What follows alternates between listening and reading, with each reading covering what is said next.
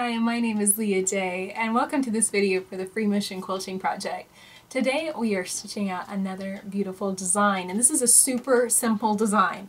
It's called Paperclips, and basically all we're going to do is overlap a simple spiraling paperclip-like shape. So let's get on the machine and see how this works in free motion.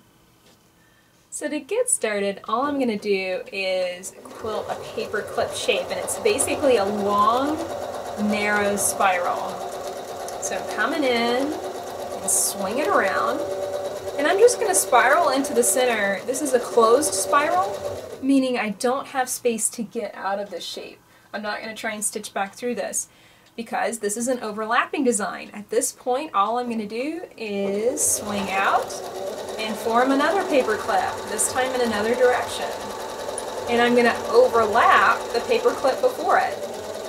This is actually going to end up looking exactly like a big wad of paper clips. So here we go. I'm going to stitch another one right here.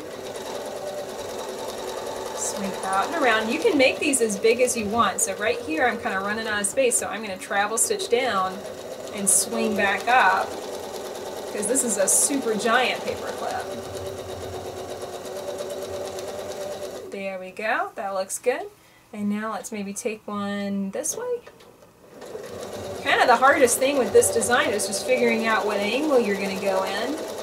And you know, you could always mark it on the surface of your quilt, you know, just to kind of gauge, figure out where you're wanting to go next. But honestly, it's so freeform, and the really nice thing is even if you make a mistake with this design, it's going to forgive you for it because you're overlapping so many shapes together, no one will be able to tell that you made a mistake. So here's a really big one. And what I love about this design is it's so forgiving, and it's also such a great way to practice travel stitching. Sorry, not travel stitching, echoing. Because as you're coming into that space, you are echoing those lines, and that is wonderful practice for keeping those lines a set distance apart. That's great. Now what if we have just a humongous paperclip like this? That is just fine. Just keep that scale consistent and wiggle your way all the way in. Now is this one going to stand out in comparison to the rest? Probably. But you know, if you're wanting to fill a quilt really quickly, then you're going to want to make bigger shapes. You know, the smaller the shape, the more time consuming it is going to be to fill. And particularly if you're working on a bed quilt, you're of course going to want to have a lot more space between these lines of quilting. I'm working on about 1/8 of an inch scale. There's 1/8 of an inch between these lines. But if you're working on something bigger, of course you want to make your shapes bigger. Don't be afraid of that. You don't have to have everything, you know, fit together and be exactly the same shape and the exact same size. You can change it up a bit. That's fine.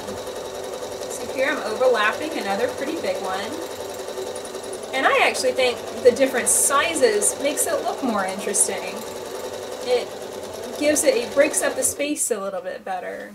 So now I want to wiggle down here, and that's just fine. You can travel stitch in this design if you want to. I'm just going to come down to about right there, and that's where I'm going to form my next paperclip going this way.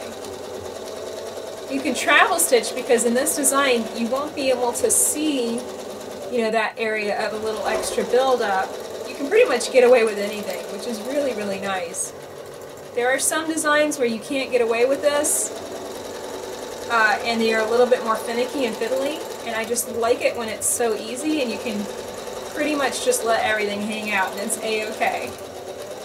So there we go. We've got lots of different fun, funky shapes, and they're all forming beautiful paper clips. So I hope that you've enjoyed learning how to quilt paper clips as much as I have enjoyed quilting it. It's one of those designs where you can get away with just about anything and build a lot of important skills at the same time. So what could be better?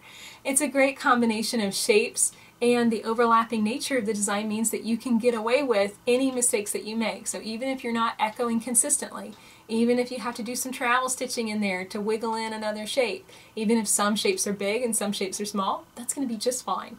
You'll get away with all of it and it's going to look great. So definitely have fun playing with it and quilting it today. My name is Leah Day, and this has been a video for the Free Motion Quilting Project. find over 400 free videos stitching out many beautiful free motion quilting designs at freemotionproject.com. While you're there, check out our website at leahday.com, where you can find all of the tools and supplies for free motion quilting on your home sewing machine. The sales from the quilt shop supports the Free Motion Quilting Project and allows me to continue to post videos for free with no ads. So definitely check that out and enjoy. Until next time, let's go quilt.